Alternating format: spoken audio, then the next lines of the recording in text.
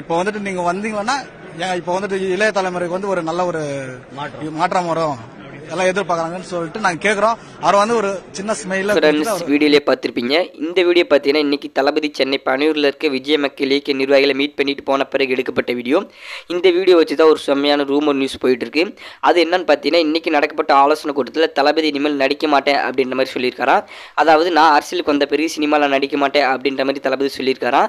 இதுதான் நிறைய விஜய் மக்கள் இயக்க நிர்வாகிகள் சொல்லிக்கிட்டு இருக்காங்க. ஸோ இந்த விஷயம் தான் சோசியல் மீடியாவில் ட்ரெண்டிங் ஆகிட்டு வருது.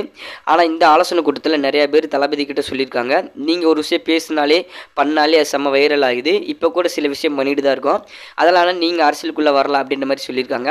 ஆனால் தளபதி பார்த்தீங்கன்னா ஒரு ஸ்மைல் பண்ணிவிட்டு ஓகே நண்பா சொல்கிறேன் அப்படின்ற மாதிரி சொல்லியிருக்காராம். ஒரு சில பேர் மட்டும் பார்த்தீங்கன்னா தளபதியை தனியாக மீட் பண்ணி பேசியிருக்காங்க. அப்போ பார்த்தீங்கன்னா தளபதி சொன்னாராமா, அரசியலுக்குள்ளே வந்துட்டால் சினிமா கிடையாது, சினிமாவில் இருக்கும்போது அரசியல் கிடையாது அப்படின்ற மாதிரி தளபதி சொல்லியிருக்காராம். இந்த ரெண்டு விஷயத்தையும் பார்த்தீங்கன்னா தளபதி பிரித்து தான் சொல்லியிருக்காரு. முழுசாகவே பார்த்தீங்கன்னா நான் சினிமாவில் இனிமேல் நடிக்க மாட்டேன் அப்படின்லாம் தளபதி சொல்லலை. 2026ஆம் ஆண்டு நடக்க போகிற தேர்தலில் தளபதி அரசியலுக்குள்ளே வரப்போ நிறையா சான்சஸ் இருக்குன்னு அப்படின்னு சொல்லியிருக்காங்க. ஆனால் தளபதி இது அஃபிஷியலாக சொல்லலை. அஃபிஷியல் அனௌன்ஸ்மெண்ட் வர வரைக்கும் நம்ம வெயிட் பண்ணி தான் ஆகணும். அது வரைக்கும் தளபதி சினிமாவில் தான் இருப்பார், அதில் கன்ஃபியூஷன் இல்லை. ஆனால் அது எப்போ வருவான்னு அனௌன்ஸ்மெண்ட் சொல்லுவாங்கன்னு தெரியல, வெயிட் பண்ணி தான் பார்க்கணும். அவ்வளோ சீக்கிரமாலாம் தளபதி சினிமாவுக்கு தடை போட மாட்டார், அது ஃப்யூச்சரில் நடக்குமே தவிர அது எப்போன்னு தெரியல.